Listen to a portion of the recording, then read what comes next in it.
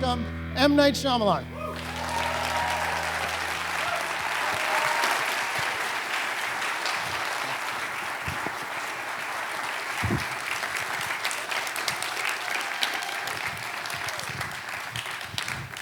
And I guess we should welcome Guillermo del Toro. Are you there, buddy? Where are you, buddy? Does someone have to push a button? He can see us. He is waving at us. Will he become nice and big for them He will become nice and big. when he speaks? That is a very fine question. You can see him right there, right? Guillermo, can you hear me, buddy? Hello, hello? He's waving. Hola. Oh, There we go. that was I dramatic. can hear you. Thanks for doing this, man. A pleasure. Let's just jump right in. I guess the first question, which is probably the deepest question I'm going to ask either of you, you're both immigrants and outsiders to Hollywood, and I'm curious how that's shaped your careers and the stories that you choose to tell. You want to go first there, Guillermo, on that one? You go. You know what? I guess because I started so young, I was blissfully ignorant of what was happening. And I think there's been a confluence of things, Guillermo, for me. So it's a mixture of things. So from very early on, in my mid-20s, late 20s, they started selling the movies on me. And that has its own set of challenges. And that mixed with the kind of outsider thing. This is what I felt, and I don't know if you had a similar experience, Guillermo, is that for a long, long time I was received, and even somewhat today still, much more received openly and welcomed in every other country around the world than here. It's a feeling. It's a kind of a feeling from the reception of the people that are receiving it in the media or the critics and things like that. And it's a very interesting thing that I have felt. Well, we have a lot of things in common. You know, you also came from a very religious background in a way. Catholic Jesuit education for me. Even although I am light-skinned, once somebody hears my accent or sees my immigration papers, they immediately know what to do if they don't like it. On the other hand, also, I must say, for me, the success is not so much how the movies are received, but the chance to still make them, you know, and the chance to still have the forum. And that for me is the success. I don't understand how I have a career. I really don't. I mean, I don't understand it because the movie, and I'll say the same about how the movies we do are really goddamn crazy, man. And that's the other thing we have in common. We are in so many ways outsiders, you know, in the sense that the way we articulate the movies, they seem not to be thought to please anybody but ourselves in a way. You know, the demands narratively, the challenges narratively, the achievements or failures narratively, they seem to respond to our own compass. You know, I have never done a movie because somebody told me it would be good to do, and same with you. So we have those commonalities, and we both survive Miramax. That's true. That's true. Oh my God, I'm trying to remember some weird memory of Harvey telling me something, and I was a kid. I made a movie for Miramax when I was 22, and I remember there was a Guillermo thing, and he was talking, and it was just, everything was very traumatic that time for me, that experience. Yeah. But I found, ironically, Guillermo, that this question, which has been a burden, or the perception of a burden on me, you know, in the sense of like, You know, like I know when I open a movie in France, it'll be well received. I mean, it's just the way it goes, you know. And I know there's going to be resistance here, and that's, I think, more of a litmus of the palette that's supposed to be the palette when you go to the multiplex. I think for me, Guillermo, I think I'm owning this resistance a bit because I'm trying to do something that is atypical and arrhythmic like you do, and yet I want it on 4,000 screens in every multiplex, you know, in the United States. So I'm doing weird, eclectic food, but want it in every restaurant, everywhere. And I understand that's a tricky combination. Do you feel like that when you do kind of your bigger movies? No, I have a very different idea of that. I actually hate launching the movies. I hate that they come out in so many screens. I would like to make the movie and for it to be kept away until I die, and then they show it, and I don't have to find out if they liked it or not. So, and I'm equally at peace. You know, when things got really bad for me after Mimic, which was my experience with Miramax Dimension. That was it. It was the conversation about Mimic. Harvey That was was it. saying, yes. When I had that experience, I said, "Screw it! I'm going to Spain and I'm going to do a small movie." You know, I don't need a trailer. I don't need anything big. I'll do it for a very small amount of money. And I went and did Devil's Backbone, and then I could came back and do Blade 2. You know, but I think for me, I just want to make them. I get so nervous showing them. Oh, dude, It's I'm gonna tell you a secret. I show my movies here in this theater sometimes, Guillermo. This theater that you can't see right now. Maybe you can see for the camera, but and so when I came in the back and came and sat downstairs, I immediately started getting anxiety, and panicked anxiety from all the experiences that I've had showing the early cuts of my movies here, and the trauma of what I, you know, like, oh my God, this one's not gonna work. This one's not gonna work. There was one, this is totally ridiculous what I'm about to tell you. So I was downstairs, like hiding downstairs here in this building, and I just shown an early cut of Split, which was like 2.5 hours long. And these two ladies came down the stairs, and I overheard them going to the bathroom, and they're like, and this is what I heard: "I don't know how you fix that." And then they go into the bathroom, I'm like, Well, to me, showing a movie. I don't know if you remember the guy that does the theater play in a white leotard in The Big Lebowski, you know, and that's exactly how I feel. Like I'm coming out on a white leotard, and I'm doing that dance in front of people. oh, dude, It's I hate it. It's like, I mean, it's the thing I hate more than anything. But for me, it's an important part to hear what's left after all of that pain, and what did I feel of it? What was the balance of what I'm trying to say? You know, there's an and quality, Guillermo, and I tell this to the filmmakers that I produce and work with, that we think of the world as binary of or this or that, this, that, but it's not. Nature and is always and. So in the theory of that, I see something beautiful in it, narratively, and those two ladies didn't. We are both correct at that moment. And so how is it that, how can we get together in that thing, rather than saying they're wrong, I'm right, or I'm wrong, they're right? It's an and thing, and that's given me much more peace as I go. Still, it's torture, bro. Still. We'll jump into the filmmaking process if that works. I guess it starts with the writing of the script always.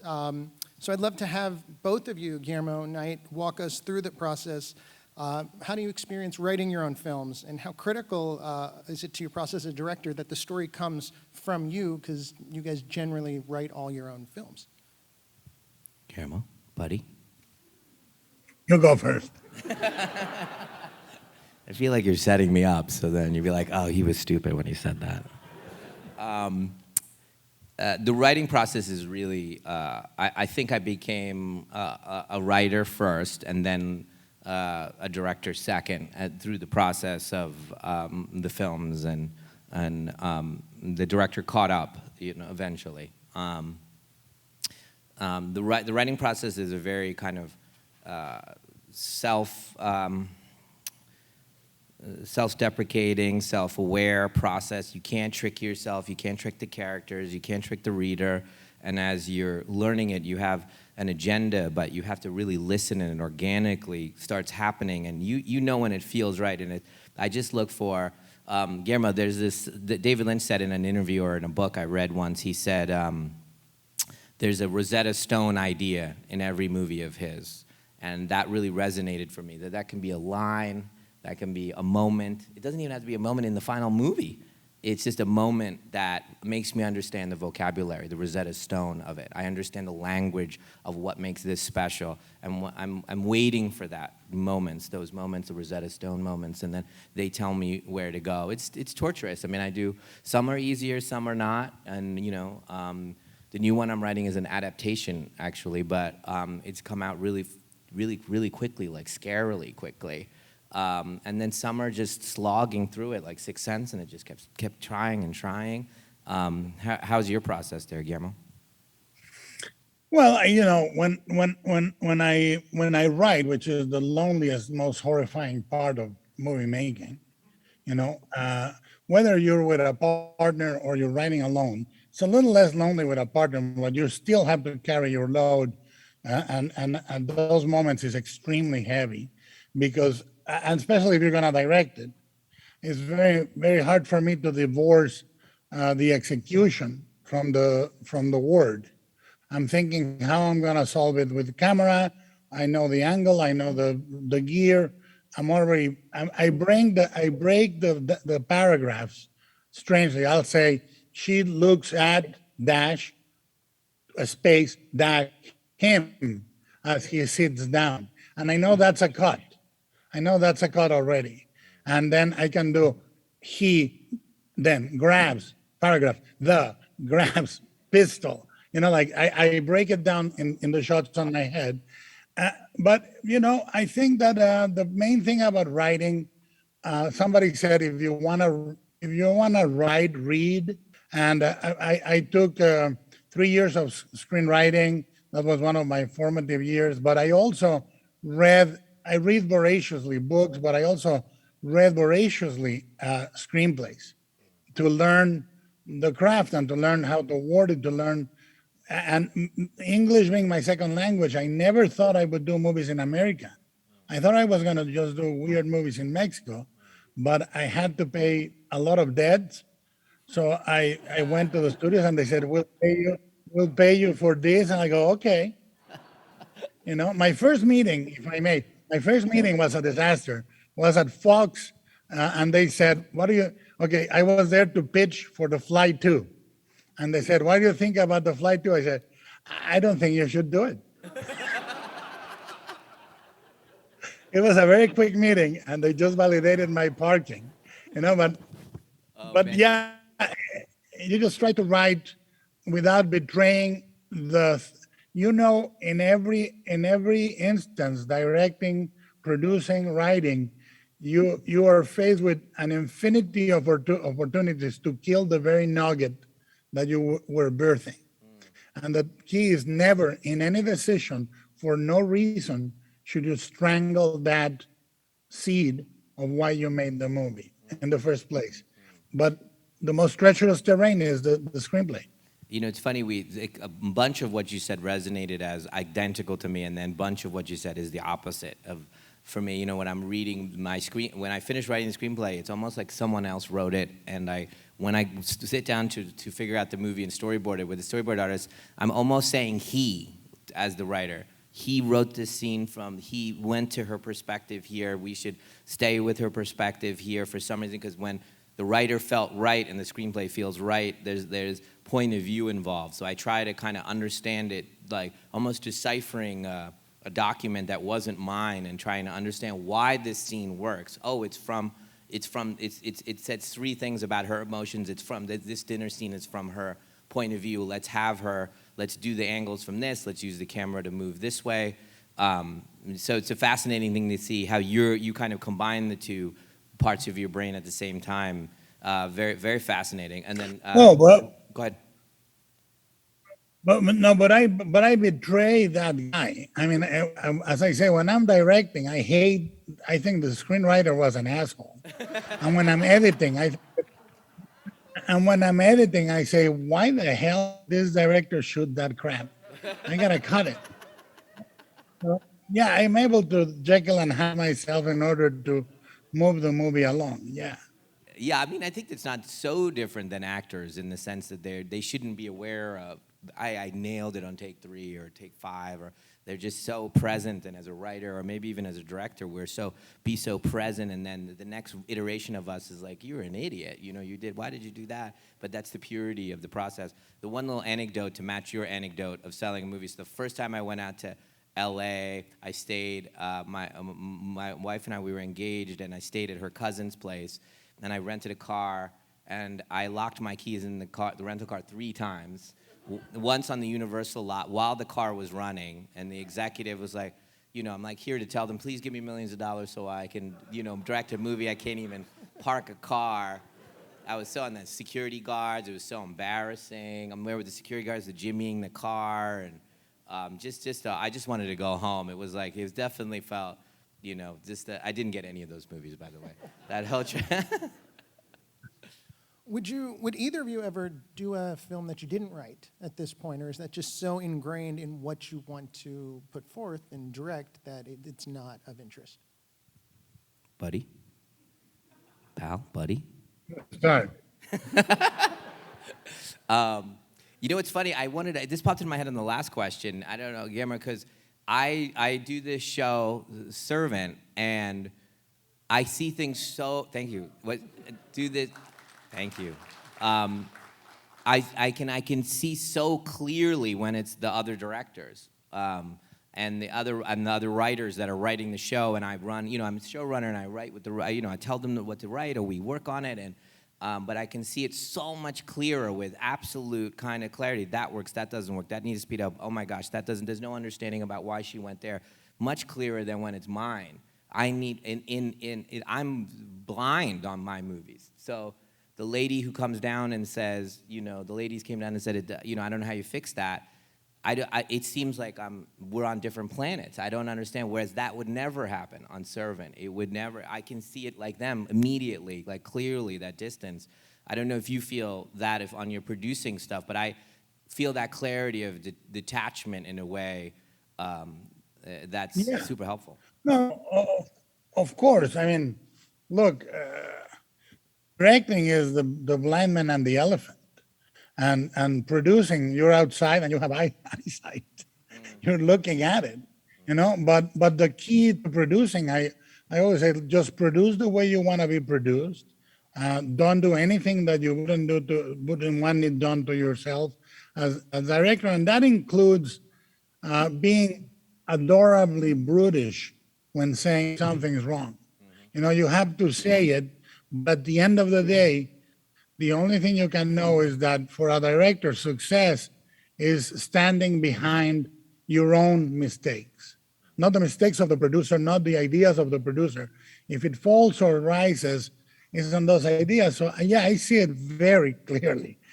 And I jokingly say to the directors I produce, I have been lucky to produce movies like The Orphanage for Juan Antonio Bayona, or Mama for Andy Muschietti, or Book of Life. And I always see it clearly, but I also know they are snowblind. So I gotta talk to them carefully. It's like a 911 phone call. Calm down, tell me where you are, help is on its way, And what I find works best as a producer is to not say this doesn't work, say tell me what this scene is. What was the scene you just showed me? Tell me what this is. Oh, this is about her, reticence of leaving the house and leaving the marriage, and then I'll say what's working against that is, this take, this performance, that angle, that kind of thing, and they're yeah, because you have to support it with love. You can't tweak every single human person's imposter syndrome. We all have it right there, that thing to be triggered, tick, and all I have to do is just tick you into that. And That's not what we want. We want to bring out the very beautiful part of your singularity of vision, so to say. Like, and I often am astonished when they articulate it, and they go, this is the scene about her rebirth, and I'm like, oh my God, that's amazing. That's great. And that would be great if you did this and this and this to get that out. And they go, oh, whoa. Because it's really about supporting that. I believe in you. That's why we're producing you. And Guillermo, you're doing a show for Netflix. Is that it? Or what? Are you doing a show? Am I remembering this wrong? Yeah, no, I am directing a show, and the way I talk about it is, it's a collection of directors I'm either curious about or I admire, because I want to see their work. You know, when I work with Scott Cooper on Antlers, I do it because I'm very curious about how he gets that dense atmosphere, you know, and his solutions are so different from mine. So I'm producing, I have Jennifer Kent, Catherine Hardwick, Panos Cosmatos. You know, it really is a gallery. And what I say, I was talking to Panos, for example, and he brings a whole peculiar world with him. And he said, you're going to think this is crazy. And I said, no, imagine that I'm a collector, and what I want is an original Panos Cosmatos on my wall. That's why I'm producing.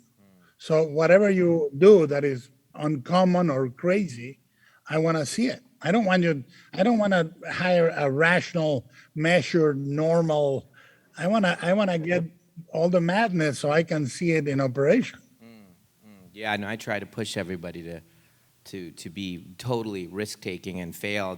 I said, you know, Servant is there for safe failure. So don't give me something that you didn't have an opportunity to fail or be yourself in a very extreme way. When you see this season 3 of Servant, which will come out in January, really each episode is so specifically that director. It's fantastic. I can't wait for you guys to see how one is great at muscularity, the other one is great at sensuality, and the other one is great at the musicality of it, or fantasy, or and brings those colors out in the same house of the same 4 cast members. So it's a beautiful thing. Yeah. So let's talk a bit about directing. Yeah. We'll jump into that. When you're in the pre-production process, I know you've already talked a little about storyboarding, but how extensive is storyboarding for both of you, and what else? What's part of the special sauce in the pre-pro process that gets you into the production? I'm not even going to ask you to go because you're just going to point at me, so I'm just going to go for it. There you go. See. Guillermo, you and I have never spoken about this, so this will be an interesting moment for me to learn about you and this factor. But I storyboard every single thing, and draw it out, and my hand, and then a storyboard artist kind of draws it out in a way that other people can not look at it and think a child drew it, and then I shoot that, and I can see it so clearly, and we put it up, and I edit it and keep rewriting it like the script, and then we go and shoot that. There's occasional happy things that happen, but like the movie that I'm about to do, Guillermo, I'm storyboarding it, then I'm going to build the sets to the shots, which is what I do most of the time, like Signs and Sixth Sense and all of those, and Split, and all the sets were built to the shot making. So can we make the hall narrower, and I need the bedroom to the right, I want the light to come from here, and so it's a really interesting process. I don't know, what's your process? You know, in the last 10, 15 years, I've been on the journey has changed. Part of my formation on what I did professionally was to storyboard for other people, and I tried to use real lenses, etc. So, you know, that was on all the way, I would say, to even Crimson Peak. I would approach it like a ballet, like a storyboard without any oxygen left. And I would move the actors almost to the millimeter. And then something popped. And I just said, I want to be, number one, I want to be free. Number two, I want to come in with a plan, but be completely open to throwing it out the window, you know, and I want to see what the actors bring. Richard Jenkins in Shape of Water said something to me that really made this happen. He said, look, I can give you exactly what you're asking, the color you're asking for. He said, but then it's like you came to my store and you placed an order. But if you let me show you 50 shades of that color, different textures, you're gonna be able to choose from that, from all my fabrics in the store. And I said, that's real. I like it. And then we would approach the scene, and he would say, "Can I stand up?" And I would normally this would be like anathema for me. I would say no, and and I said, "Yeah, yeah, stand up. You don't like that? Let's change it." And I find now that I'm half and half. Like I know after 30 years, right? I can face any dynamic on the set and come out with something that I was able to shape. Because I think, if you don't mind me going a little longer, is I find the myth of directing is the myth of control. The reality is that some of our best work is when we're scared, when we're crapping our pants in terror. And you find it's like a hostage negotiation with reality. Reality comes out, and you have to go, whatever you do, I'm just gonna get my way. And it can throw you wind, rain, uncreative, a location that fell out, the cameras, whatever. And you find out, I always say, like the Zen masters say, the obstacle is the path. And that's the real craft for me of the director, is negotiation of absolutely terrifying circumstances. So it's changed in the last 10 years for me, a lot. And I find myself in a different place. I know how to do it incredibly millimetrically precise, but I also know how to mix it in the morning and go crazy at noon, and know the rhythm of the movie in my head. I cut so fast that normally I get to a final cut normally in 12 weeks, you know? So Amazing, amazing. Yeah, I'm not quite as mature as you, so on this front, I'm like, no, you can't stand up. it's And different. here's 87 reasons why. And they're like, all right, I won't stand up. I won't stand up. And my retort to when an actor says that, well, we talk about it at length, and so when it's rehearsal, I will say, hey, these are the 18 scenes that I saw very specifically, and I would need you to sit. There's so many times that the frame is loose enough that they can do what they need, but those kind of really specific moments, we'll rehearse those, and I'll say, here's why. I just want you to get comfortable of what this means is comedic, the way I'm framing you guys, and so there's usually buy-in at that point, real strong buy-in at that point that they're invested. But I find that there's an infinite number of ways to perform it, even within the structures of the formality of how I shoot it. That and I find I would say. I mean, I'm trying to think of a case that it didn't play out this way, and I'm sure there's one, but you can tell it's hard for me to even think of it. An actor that didn't thrive under this, these kind of having the blanket around you and saying you're safe and perform everything that you need. You can do all the things. You can be angry, sad. You can be erratic. You can do anything. And I don't do a lot of coverage, so they feel like I'm going to give it all. And so there is the kind of danger of that. Well, I'm big on the danger of it. That I'm totally down with that. That I'm terrified. Like the camera goes up, and the frame goes up, the cinematographer puts it up, and you tick, tick, tick, tick, tick, tick, tick, tick, tick, tick, tick, tick, tick. It's not working. It's a chess game from there for me. It goes, what is it that I was looking for that's not there? Come forward, do this, put the 40 on. No, put that, get the light, come in. Tick, tick, tick, tick, tick, tick. No, that's not it, Lower the camera. No, that's not it, And you have to figure it out like a math problem, but it's art. And where do you get that tension that makes it work for you in the way that you saw? No, stack them. Ah, now I see only her eye. Okay, great. And then we work under those parameters, and I'll explain. I won't just say, hey, stand there. I'll say, you're reticent because of this, and this, and you are, if you looked him in the eye, you would change your mind. So you are struggling, and you want to see his reaction, but you don't want to see his face, and that's why you're peeking with your eye. And then I want on this moment to you to have resolution about that, and then you can show your face entirely. Like that it's not coming from, I'll never say run faster. I don't give those kind of directions. It's always emotionally based so that it isn't like, hey, I'm on my own island, but like, hey, we're supporting the story of it all. But I want to be, maybe it's because I'm terrified, Guillermo, that's why I kind of go in there.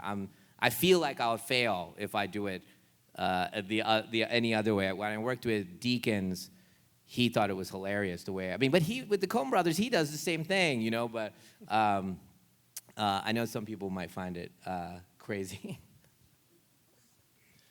I find one thing that is very interesting is I think I try not to get bored by the next movie. I try to not do the same thing I did before. Yes. So I can go from Pan's Labyrinth to Pacific Rim or the Go to Crimson Peak compared to Devil's Backbone, things like that. So the range is of challenge. I try to say as a person, what have I not done that I want to try? I want to try something completely different in every movie. Alfonso Cuarón is the same way. After he did the most mannered of his films, which was The Great Expectations, he went and did it to Mamá También, you know? And then he said, why, like I'm very interested right now in not cutting, which you are absolutely amazing at. I mean, the tension within your frame is one of the things that I love to analyze how you do it. I mean, the sequence in the train in Unbreakable, the opening sequence, and how you move the seat and the camera pushes past it, and how you obstruct the view. It's absolutely astounding to analyze. Gorgeous, gorgeous staging. And what I find is I'm going to try a staging that is different, a staging that is crazy. And the thing with actors, or anyone for that matter, the greatest word in any language is no. So anybody can come and say something, and if it's not crazy and it's great, you take it. And if not, you go, no, it doesn't work. Let's go do this other thing.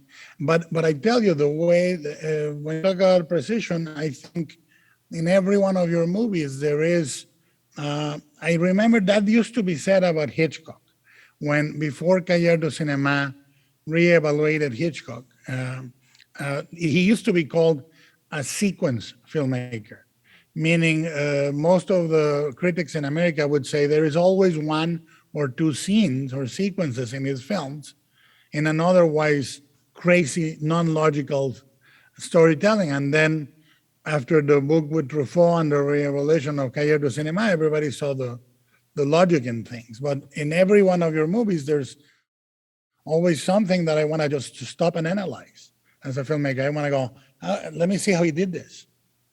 Oh, thank you, brother. I mean, that's so incredibly sweet. You know, there's a language to cinema. I have a hard time watching TV sometimes if there's not an honor to the frame, which you obviously have in what you do. It's coming from deep within a kind of an understanding of what your cinematic values are. But by the way, the other thing that you said earlier on is that you read. I read all the time. I'm not almost. This is a rare thing to see me without a book in my hand. So just constantly reading voraciously is part of the working out process for being a writer. The thing you said about trying to do things differently. So I try to use new people. I don't know if this is something that you do as well. Which is strange because if you look at a lot of people, they use the same people for a lifetime or a career. But now I'm starting a new movie and using a new editor, new composer. I'm gonna interview a new sound editor. I'm gonna, there's all the, a lot of the keys are gonna change on this movie. Not because they didn't do an amazing job on the movies. I want a new inspiration, a new partner to bounce off of, and I want to think of this new movie as something that's never been said and done before, including me. So I want to hear new voices. So, like for example, the composer is, and I use a lot of brand new people, Guillermo, recently, like in the last 6, 7, 8 years, people that have never been given the big shot to do that. I love that they're terrified and scared, and they're seeing the world with child's eyes, and they're trying everything. So I love that. It's my way of it's like the vampire Lestat with the younger vampire. So I keep getting the younger vampire so I can see the world through their eyes. Oh yeah, it's pretty amazing, isn't it? So you both have made and are releasing films during the pandemic. You did Old, Guillermo, you have Nightmare Alley coming out soon. What was the experience like both shooting during the pandemic and to release a film during that time, or anticipating releasing a film very soon? What's your release date? December 17, I think, is middle of December, yeah. Yeah, so you'll have a very different experience. I could argue that I released Old on the single worst weekend of the year. It was like when I had to pick a date, and I was guessing the architecture of the pandemic, and I was very aware of the production of the vaccines and things, and I was guessing, and at first it felt like I guessed right in March. I guessed right. Theaters opened up and the movie started going. I'm like, yeah, I nailed it. And then Delta happened, and boom, and then there was a second cave that happened, and then countries started closing down days before I opened Old. So we lost France, we lost Australia, we just kept losing giant territories, right, just days before it happened. And it also was a separate thing, Guillermo, that happened again once in our lifetimes. This was the summer of launching the streamers. So I got caught in that kind of mess of attention. So you see my commercial, Guillermo, on the TV, and then you'll see a commercial for Space Jam, which is both in theaters and on HBO Max, and then a movie that's just on Amazon, and then Turner and Hooch, but that's not a movie, that's a TV show. And then but the lady in Idaho doesn't know any of this. She's just seeing images, and Old is one of them. And now she's being taught the passivity of, if I have it, I'll watch it.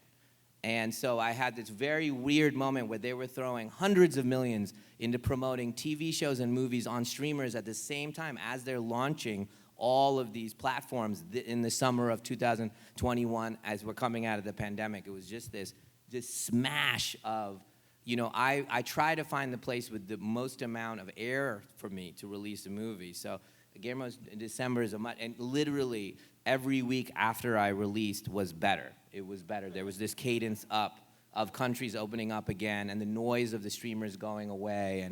And I was like, oh my God. I mean, literally, if you went backwards and said, what's the worst date to release in 2001? It was our day. So I think you'll be okay. What are you feeling? We had it was a very interesting, I've been in this movie now more than 3.5 years. Whoa. And completely absorbed by it. We're shooting Pinocchio at the same time, but animation I direct for an hour and a half every night. I go and direct the 3, 4, 10 shots that are going to be rendered in the next couple of days, blah, blah, blah. But it was so long that I started writing the movie with my fiancée and finishing editing with my wife.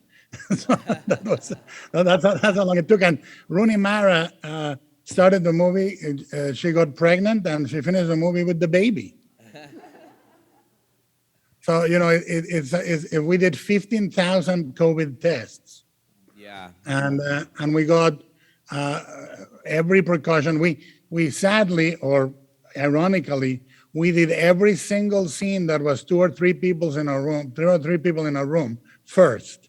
And then the pandemic came and we went to the scenes with 150 extras, 200 extras, all in a tuxedo, all in interiors. But I think that what it gave me is for more than 9 months, because I cut every day, and at the end of the cutting, I showed the actors and the crew the scene we shot the day before. I cut during lunch, and I showed them, look, this is what we did yesterday, and this is what and sometimes I cut in the stage. I say this, and they say, oh, why do you need that? Look, this is the way it's cut, and I cut with the video assistant. Anyway, I had 9 months to live with the movie, and it spoke to me in the way a screenplay talks to you. I was able to live with the material so deeply that I said, oh, I get it. I'm going to do this and I'm going to do that. It was a very, very sane, sanity-saving experience, because obviously the pandemic for everyone was indoors. The thing that gave me hope is that the three things that became a completely first necessity for us, for everyone, was food, medicine, and stories.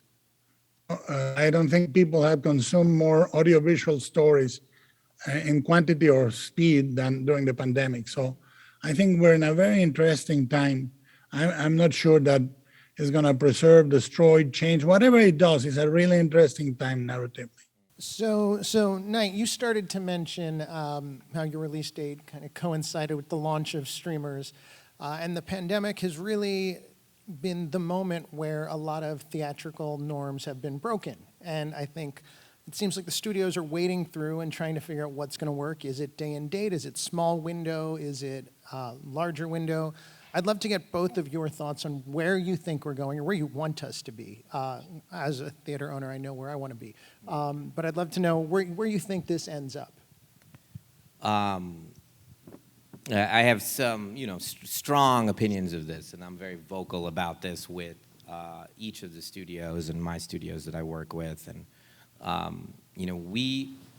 the art form for me is this. It's in this theater, all of you coming together and experiencing and sharing your worldviews tacitly with each other. As you sit down, the little girl that giggles over here affects the 50-year-old guy over there, and the physical stuff that affects the guys, that makes the girls see it this way, and the girls that see it this way emotionally affects the guys this way. And we all learn from each other and become this tapestry. That's the art form for me, and us sharing that experience together that's what I do for a living. And there's another way to see it at home, and you can have an individual experience. We are not asking as much from the person at home. They can still eat their taco and text their mom, and their dog can lick their face, and then they can pause it and go to the bathroom and do the other things. And the commitment is not nearly there, and their standards are different. When I say, hey, leave your house, come here, give up the evening, come back, don't multitask, you're not allowed to talk, you're not allowed to be on your phone. One of the only places now in the world that you can't. And they stare and watch, and if your pacing is off, they go, you're slow. If they don't understand something, and I love that, and the experience is very intense. I feel very strongly about the release of the day and date causes lack of urgency. Our whole job in marketing is to create urgency for you guys going, I have to see it. I just have to see it. But if I say you can see it at home, even if you wanted to come see it, I've reduced that urgency. And they've now created a corridor in the middle that never existed, which is, I want to see it, and I never see it. I never actually see it. There's so many people in my office that go, oh, I wanted to see that movie. I said, did you see it? No, not yet, not yet. Because it's ubiquitous, it's there, it's just sitting there. I can see it when I want to see it. And it's strange, this passivity that we've created. I think we all lose that way. For me, I have found, and Guillermo, I'm sure you have different opinions than me on this, but that the longer form works better in the non-theatrical way, like a longer form where you guys get used to the characters, you revisit them, you come back.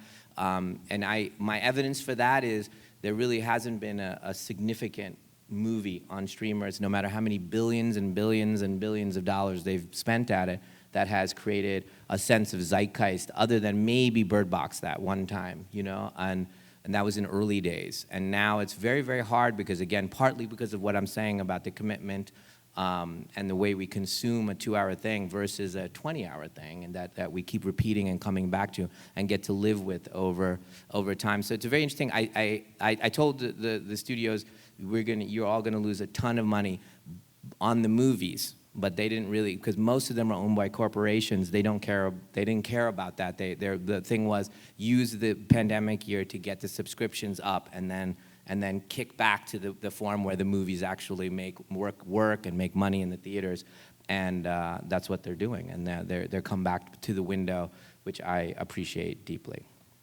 Guillermo, tell me your thoughts on that if you have. Well, look, I'm 57, so God forbid I'm the one predicting what the future is. That's in the hands of somebody that is 11 or 10 right now. I think that there's so many things to consider for me, like the relationship with art is so different. And like if you told Mozart, look, one day your concerto is going to be heard while a person is jogging, Most people say, well, that's a sacrilege, or while they're cooking. But that's merely the marriage between consumer and media. What I think is interesting to me is what you said is, and I agree completely, we developed, one of the things I'm the proudest in the last 10 years is a long form series animated for Netflix that I developed called Troll Hunters, of which I take as much pride as I would take on Pan's Labyrinth or anything. And it was as personal. It spanned almost a decade for me. And like everything in streamers, if you're not the audience, you haven't heard about it. But if you are the audience, you love it. And that guaranteed the longevity of it. But I think that to me is not a quantitative or even a collectivity, because a lot of my movies, I have had the displeasure of watching them find their audience 10 years later. I'll give you an example. Devil's Backbone came out at a terrible time to come out, where priorities were very clear. Movies were not a priority. It was after 9/11. And the movie came out, and 10 years later, it found its audience. So for me, it's a message in a bottle. If it doesn't find the audience on the beginning, but it finds it down the lane, I'm happy. And but I agree with you, long form is more intimate for the home experience, and the 2-hour movie, if it's the right scope, story, and it plays collectively, it's great for theaters. That said, I think we're going to be surprised. I think that we don't know what's going to come. I want to be surprised. I like being scary, and I like not knowing. I'm Mexican, man. So I've been given the 10-minute warning, so I'm going to come to the final questions, because I'm pretty sure we could keep going for 3 more hours.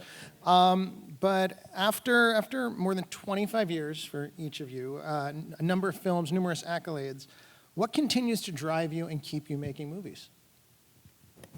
You go first, man. I'm going to force you to go first on this one. All right. Well, listen, and for me, every movie tells you how I was feeling at the time it was made. I'm socially incredibly inept, and the way I socialize is through the movies. And they are, every movie, it doesn't matter if it's Hellboy or Pan's Labyrinth, it's a slice of my life. It's exactly how I felt at the moment I made it. You know, if I'm terrified of something, like Pan's Labyrinth was, I was articulating things that I needed to stay alive and sane. Same with Shape of Water, for example, or Hellboy even. And this last one, Nightmare Alley, same thing. If I feel dread, I articulate dread. And there's a point in which what you want is you understand this instrument narratively to have a dialogue with yourself. I know this sounds crazy. You have it first with yourself and then with an audience. So they are essential for me to as part of my thought and life process, because what for you is a filmography, for me is a biography. You know, the movies that you dedicate 3 years of your life, those are 3 years you didn't see your kids as much as you should have. You didn't visit your parents as much as you should have. You were not at home as much as you should have. So they have to have that existential and spiritual value for me. I'm not going to go and do something. I've never done it just because I want to do it. It always has, I'm questioning something, or I'm answering something, or I'm trying to articulate something for a particular audience, you know? So that's what keeps me doing them. But as I said, I'm terrified of launching them. Terrified, horrible. PTSD, pure PTSD. Amazing, dude. I mean, I feel the same way about the movies representing who I am, and being very much a journal of where I am in Unbreakable. That's how I felt. And, you know, the melancholy of him at that time, and the burden of being told something and not sure if that's who you are, and coming off Sixth Sense and things like that. And each one, you know, is a struggle of faith, is a struggle of work and home, and you can see them as you go through, or the existential crisis of the village, or you just can walk them through and see where I'm at, thinking about love or parents or God, or, like old and watching my parents and, all those things. That's where I am. I'm so lucky. I am, when people are like, they say something like, and my wife can attest to this, when they go, are you gonna take a vacation? I always have to pause. I don't know how to answer it because I've architected my life to do exactly what I want to do every single day.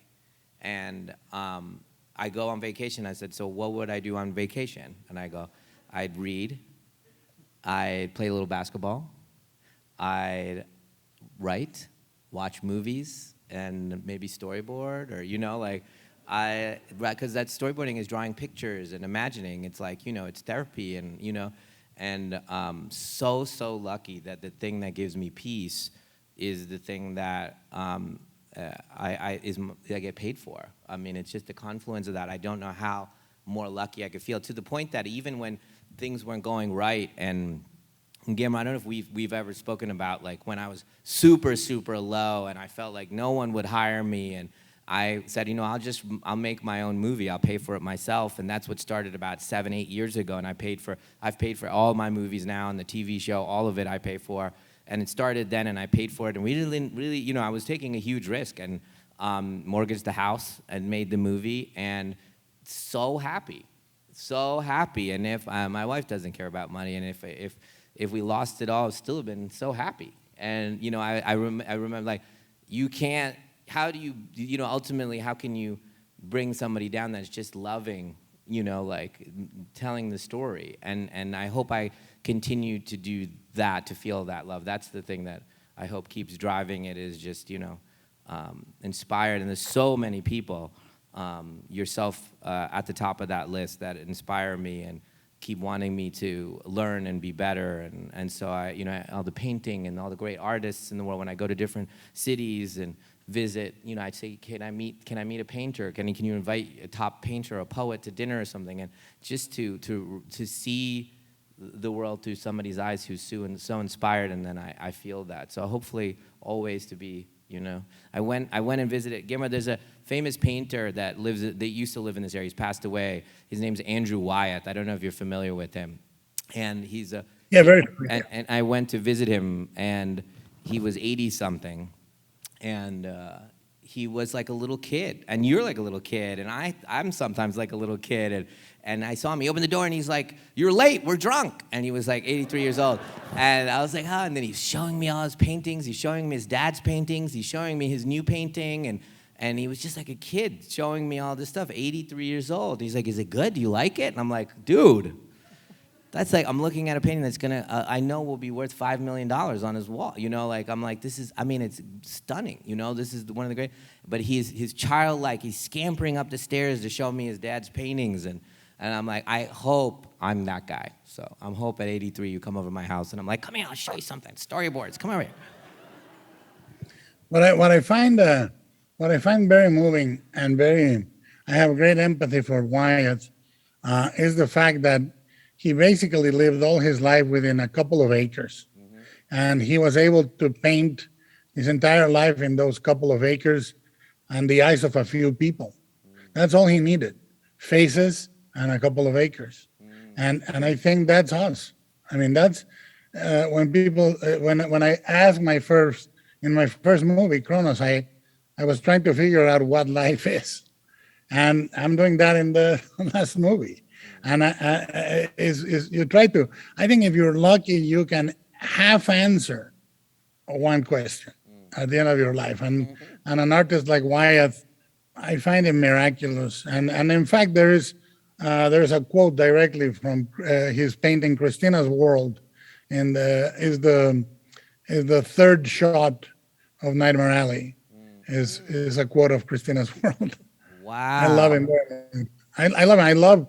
I love his father, N.C. Wyatt, for very, very different reasons. And I find that the third biggest passion I have is film, literature, and painting. And in another world, or maybe a little later in my life, I could be a painter. I'm sure.